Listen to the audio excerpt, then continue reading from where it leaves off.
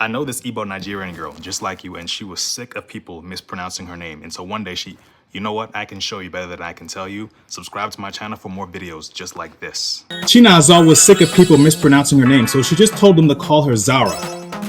She's a Brooklyn girl with dreams of getting rich by starting her makeup line, but she didn't know where to begin. One day, her friend threw a party where she met another Chinazor. She was off-putting at first, but after getting to know her, she realized that they had a lot in common. But the other Chinazor was bold, unapologetic, beautiful, yet flawed, and she just owned it.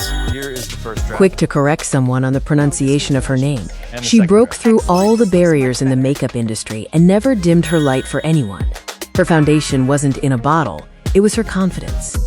When Chinazor expressed her dream to be a makeup influencer too, Chinazor put her on. Her boldness rubbed off on her too, and she stopped going by Zara. Comment culture if you love your culture.